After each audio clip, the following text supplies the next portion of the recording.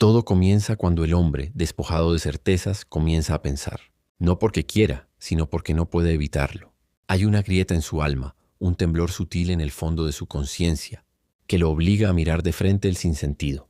No se trata de una decisión filosófica, ni de una búsqueda noble por la verdad, sino de una necesidad vital, casi desesperada, de entender por qué existe el dolor, la pérdida, la ausencia, el abandono, la traición. Desde los antiguos griegos hasta los escépticos modernos, la filosofía no ha sido más que un intento de respuesta al miedo primordial.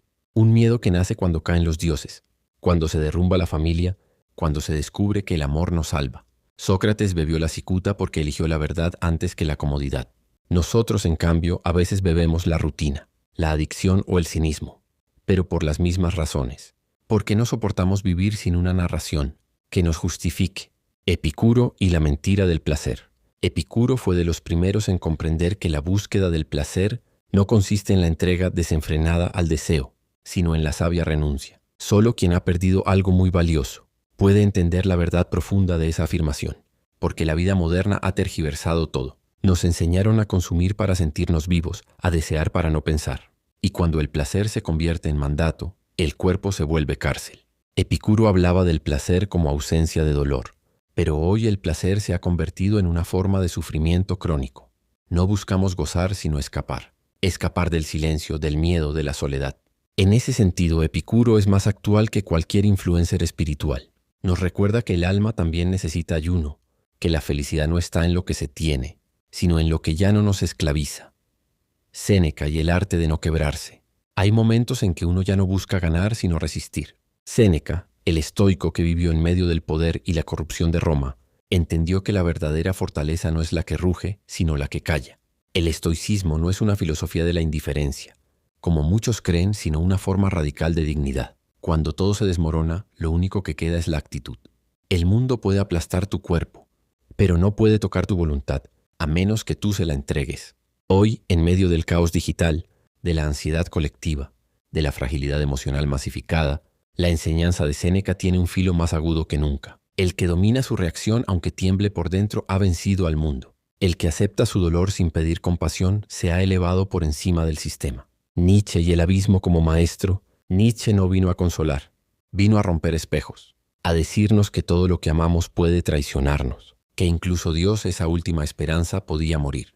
Su filosofía no es para débiles, pero tampoco para cínicos. Es para quienes han caído y no quieren mentirse más, para quienes ya no buscan un cielo sino la verdad. Nietzsche entendió que la vida no tiene sentido en sí, que el sentido debe crearse, y que crear sentido es un acto doloroso, como dar a luz en medio de la oscuridad. Lo más hermoso y lo más terrible de su pensamiento es esta idea, que somos responsables de nuestro destino, incluso cuando el mundo nos niega todo. En esa soledad, en esa intemperie, el alma puede fortalecerse, pero a un precio, renunciar a toda ilusión cómoda.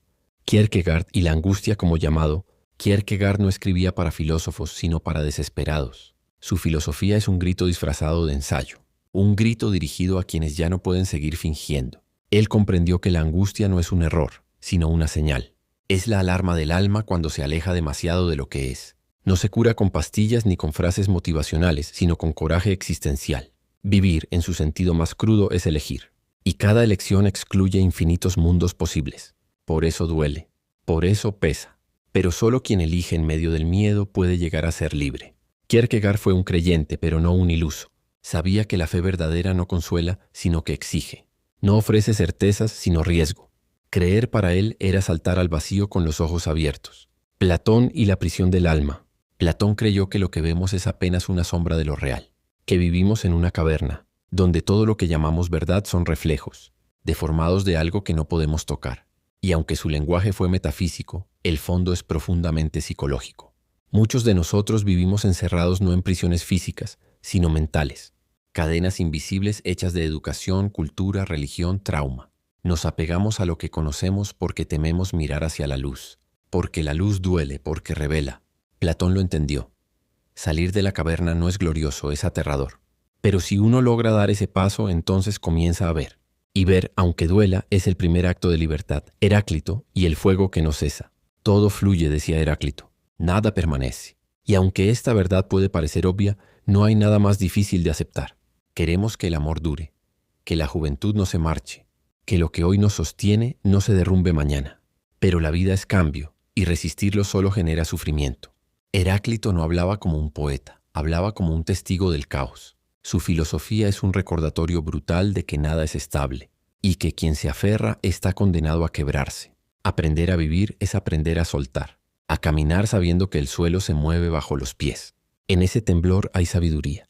En ese fuego que lo consume todo, hay una forma extraña de redención. Schopenhauer y la voluntad que hiere. Schopenhauer fue uno de los pocos que no endulzó la vida. Para él vivir era sufrir, y desear era la raíz del sufrimiento. La voluntad, ese impulso ciego que nos mueve, no busca nuestra felicidad sino su propia satisfacción, y al hacerlo nos destruye. Somos marionetas de una fuerza que no entiende de compasión. Pero en su pesimismo había una lucidez innegable, porque quien ha amado y ha perdido, quien ha soñado y ha fracasado, sabe que la vida no siempre recompensa, y aún así seguimos deseando, seguimos esperando. Tal vez la única salida, como decía él, no sea renunciar a vivir, sino a esperar que vivir sea un placer constante. La serenidad entonces es un triunfo sobre la ilusión. Pascal y el vacío en el corazón. Pascal no fue un filósofo, sino un alma herida. Para él, el hombre era una paradoja viviente, capaz de lo sublime y lo ruin, de lo eterno y lo mezquino. Sentía en su pecho un vacío que nada en el mundo podía llenar. Y ese vacío, decía, tenía la forma de Dios. Pero no de un Dios cómodo, ni de una fe automática. Su Dios exigía humildad, entrega, duda. Pascal entendió lo que muchos modernos niegan, que el dolor del alma no se resuelve con ciencia, ni con placer, ni con progreso. Se resuelve con una confrontación brutal con uno mismo. Su pensamiento no es fácil porque no consuela, pero tampoco miente. Y en tiempos de autoengaño eso es ya una forma de salvación. Simone Weil y la belleza del sufrimiento. Simone Weil no buscaba una filosofía que explicara la vida, sino una que la redimiera. Y no desde la comodidad, sino desde el dolor más crudo. Weil creía que el sufrimiento, cuando es enfrentado sin evasión, puede transformarse en una forma de atención radical. En una forma de ver más allá del yo, de la herida, de la historia personal, en un acto de apertura al mundo y al otro. Ella no hablaba del sufrimiento como virtud, sino como posibilidad. Una posibilidad de vaciarnos del ego, de romper las máscaras, de tocar el fondo silencioso de lo real. Su pensamiento no fue optimista, pero sí luminoso, porque reconocía la noche, pero también la promesa de una luz distinta, no nacida del deseo, sino de la entrega. Camus y la rebelión sin esperanza. Albert Camus no creía en Dios, pero tampoco en la desesperación absoluta. Su propuesta era extraña, pero profundamente humana. Resistir sin esperanza. Vivir como si hubiera sentido, aunque sepamos que el universo es indiferente. En su visión el absurdo no se supera, se enfrenta. No con fe ciega ni con nihilismo, sino con una forma de dignidad silenciosa. Como Sísifo que sigue empujando la piedra, no porque crea en una recompensa, sino porque su acto se ha vuelto su libertad. Camus es el filósofo de los que ya no creen, pero tampoco se rinden, de los que aceptan la contradicción sin buscar resolverla. Y en esa aceptación encuentran una forma de belleza. Foucault y la cárcel invisible. Michel Foucault nos mostró que el poder no siempre se impone con cadenas, sino con miradas, que la sociedad moderna no necesita torturar para controlar, solo necesita observar, disciplinar, convertirnos en nuestros propios vigilantes. En su pensamiento la libertad no es un derecho dado, sino una conquista constante, porque el poder se infiltra en los cuerpos, en las palabras, en los gestos, y muchas veces creemos ser libres cuando solo repetimos el guión que nos impusieron. Foucault no ofrece salida fácil, solo una conciencia crítica que incomoda, que despierta, que obliga a mirar dónde está el verdadero control, dentro de nosotros mismos. Byung-Chul Han y el infierno de la positividad. Byung-Chul Han dice que vivimos en una época donde todo debe ser transparente, feliz, productivo, y que esa positividad sin límites nos ha enfermado. Ya no hay lugar para la negatividad, para el duelo, para la pausa. Todo es rendimiento, todo es autoexplotación. En vez de un amo externo, somos nuestros propios opresores. Su análisis es una radiografía del alma contemporánea, agotada, dispersa, ansiosa. Su filosofía no es una invitación a la rebeldía explícita, sino al silencio, a la contemplación, a la lentitud, porque a veces la mayor subversión es no hacer, no responder, no correr, recuperar el derecho a no ser útil, a no ser visible, a simplemente ser. Pocas cosas son tan insidiosas como el placer inmediato. En la filosofía antigua, especialmente en el pensamiento de los cínicos y los estoicos, se reconocía que lo agradable no siempre es lo bueno. Lo que halaga los sentidos puede ser una trampa disfrazada. Lo que nos da gozo momentáneo puede ser la semilla de una esclavitud prolongada. El placer en sí mismo no es el enemigo, pero su persecución ciega sí. Es ahí donde el alma se corrompe sin darse cuenta, porque el placer exige repetición, exige retorno, y esa exigencia nos hace súbditos de nuestros impulsos más bajos. Epicuro, tan malinterpretado, ya lo advertía. No es el placer desmedido lo que buscamos, sino la ausencia de dolor y de perturbación. Pero el mundo moderno ha convertido esa advertencia en un eslogan de consumo. Hemos confundido libertad con libertinaje y felicidad con dopamina. Vivimos en una sociedad que te vende placer como solución a todo. Estás triste, cómprate algo. Estás solo, abre una aplicación. Te sientes vacío, ve una serie. Pero esos actos no curan la herida, solo la maquillan. Detrás del placer inmediato hay una acumulación de heridas no resueltas, de preguntas no formuladas, de soledades silenciadas. El alma que se alimenta solo de placer se vuelve débil, porque nunca ha aprendido a resistir, a negarse, a observar su propia oscuridad. La verdadera fortaleza se forja en la renuncia, no en la entrega. El que sabe decir no a su deseo, conoce un tipo de poder que el hedonista jamás entenderá. Detrás de todo esfuerzo por sobresalir hay un susurro ancestral, un deseo de ser visto, de ser amado, de ser necesario. La filosofía moderna, especialmente en los existencialistas como Kierkegaard y Sartre, expone esta angustia de manera frontal. El ser humano no solo quiere existir, quiere justificar su existencia. Quiere dejar huella, quiere que su paso por la vida no sea un error cósmico, un dato estadístico. Pero esa búsqueda de sentido muchas veces se convierte en una cárcel. Nos convertimos en personajes de una obra que no escribimos, interpretando papeles para gustar, para encajar, para evitar el rechazo. Y en ese teatro social vamos olvidando quiénes somos realmente. La nostalgia de ser alguien nos atrapa en una paradoja cruel. Cuanto más intentamos definirnos para el otro, más nos alejamos de nuestra verdad. Porque ser alguien no es cumplir con un molde, es tener el coraje de romperlo. El filósofo Montaigne escribía para conocerse a sí mismo, no para convencer a otros. Y es ahí donde reside la diferencia entre el que se realiza y el que se adapta. La nostalgia de ser alguien solo se calma cuando uno se atreve a ser nadie, a dejar de construir una imagen para los demás y empezar a vivir una vida que, aunque silenciosa y solitaria, sea profundamente auténtica. Carl Jung, en su inmersión profunda en la psique humana, nos dejó uno de los conceptos más reveladores y aterradores, la sombra. Esa parte de ti que niegas, que escondes, que proyectas en otros. Esa zona oscura que contiene todo lo que no quieres ser, pero eres. En la filosofía antigua, especialmente en los misterios órficos y en la tragedia griega, ya se intuía esta verdad. El héroe no es el que vence al monstruo, sino el que se atreve a mirarlo y reconoce que ese monstruo también vive en él. Tu sombra está presente en tus envidias, en tus odios, en tus desprecios, en tu superioridad moral, en tu risa sarcástica, en tu impaciencia. Y cuanto más la niegas, más poder tiene, porque lo inconsciente no desaparece, actúa, te sabotea, te repite historias, te arrastra a situaciones que supuestamente odias, pero en secreto disfrutas. El que no conoce su sombra está condenado a vivir controlado por ella. Por eso la filosofía, cuando es sincera, es peligrosa.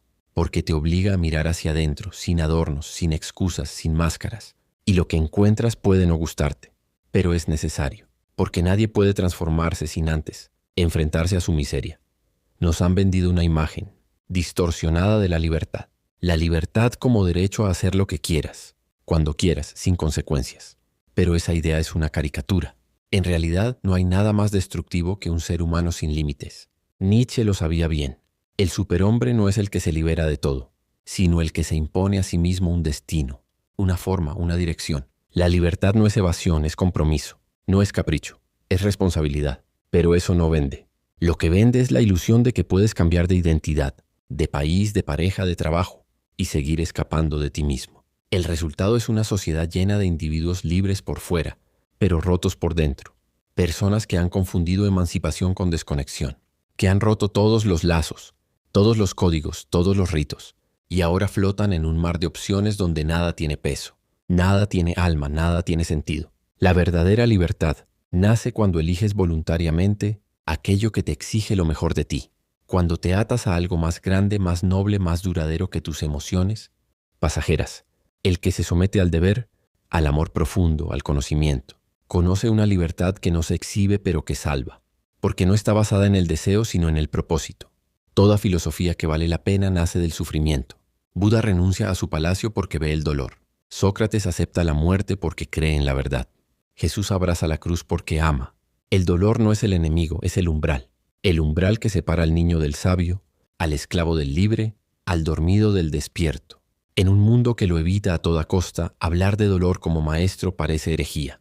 Pero no hay crecimiento sin herida, no hay conciencia sin caída, no hay alma sin cicatriz. El dolor te arranca las máscaras, te obliga a mirar la realidad sin adornos, te muestra lo que realmente importa. Cuando estás herido, todo lo superfluo desaparece. Quedan solo dos preguntas: ¿quién soy y qué hago con este dolor? Y ahí comienza la filosofía. No en los libros, sino en las noches de insomnio, en las pérdidas inesperadas, en los silencios largos. El dolor enseña lo que la comodidad jamás podrá. Te rompe, sí, pero también te revela, porque en el fondo, la sabiduría no es otra cosa que una forma de hacer que el sufrimiento tenga sentido. Uno de los errores más comunes es creer que el sentido de la vida se encuentra, como quien tropieza con un objeto perdido.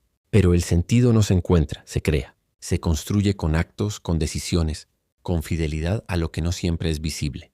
Viktor Frankl, en medio de un campo de concentración, descubrió que incluso en el infierno puede surgir un para qué, que el sentido no depende de las circunstancias, sino de la actitud interior. El mundo moderno, sin embargo, busca el sentido como se busca una serie para ver, algo que entretenga, que motive, que dé placer. Pero el verdadero sentido no es entretenimiento, es exigencia. Te obliga a mirar lo que no quieres mirar, a cargar lo que nadie quiere cargar. Es pesado, pero da dirección. Por eso muchos lo evitan. Prefieren una vida sin profundidad, pero sin preguntas. Pero al final, la vida sin sentido se paga caro, porque el alma no puede vivir mucho tiempo sin un porqué. Se marchita, se rinde, se anestesia. Y una existencia anestesiada es la antesala de la desesperación. Y es aquí donde la filosofía vuelve a ser medicina, no para resolver todos los enigmas, sino para enseñarte a vivir con ellos, con dignidad, con lucidez, con el corazón roto pero el alma despierta.